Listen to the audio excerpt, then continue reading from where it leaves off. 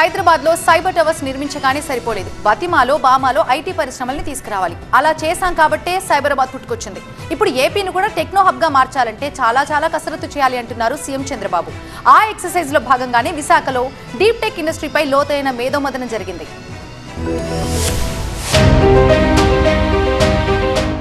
Global forum for sustainable transformation GFST ఆధ్వర్యంలో AP సర్కార్ సౌజన్యంతో డీప్ టెక్ ఇన్నోవేషన్ పై జాతీయ స్థాయి సదస్సు జరిగింది.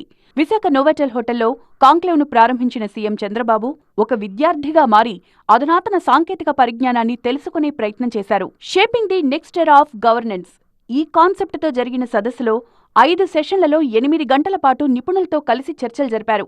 కొత్త ఆవిష్కరణలతో మెరుగైన పాలన అందించడం ఎలా, ప్రజల తలసరి ఆదాయం పెంచడం ఎలా అనే అంశాలే ఎజెండాగా సూచనలు, సలహాలు పంచుకున్నారు. డీప్ టెక్ ఇండస్ట్రీ అభివృద్ధికి ఏపీ ప్రభుత్వం కట్టుబడి ఉందని, అంతర్జాతీయ స్థాయిలో ఆంధ్రప్రదేశ్కు ప్రత్యేక గుర్తింపు తెచ్చే ప్రయత్నం చేస్తానని ఈ కాంక్లేవ్ ద్వారా చెప్పే ప్రయత్నం చేశారు సీఎం చంద్రబాబు. ఈ సందర్భంగా హైటెక్ సిటీ ఆవిర్భావాన్ని గుర్తు చేసుకున్నారు. Even today anybody will talk about information technology, they will mention only, they will show only high-tech tower in Hyderabad. That is the beginning. We built excellent tower, but what to do?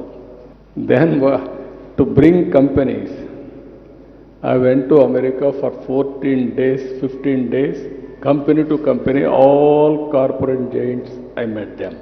Deep tech టెక్నాలజీపై ప్రతి 3 నెలలకు ఒకసారి exhibition జరగాలని, deep టెక్ను రాష్ట్ర అభివృద్ధికి ఎలా ఉపయోగించుకోవచ్చో తెలుసుకోవడానికి పూర్తి సమయం కేటాయిస్తానని చెప్పారు. 1 ఫ్యామిలీ 1 ఐటీ ప్రొఫెషనల్ అనేది పాత స్లోగన్. ప్రతి ఇంటికి ఒక పారిశ్రామికవేత్త అనేది నేటి విధానమన్నారు. డీప్ టెక్ అనేది అధునాతన సాంకేతికతలు, సమస్యల పరిష్కారానికి అవసరమైన ఇన్నోవేషన్పై దృష్టి పెట్టే రంగం.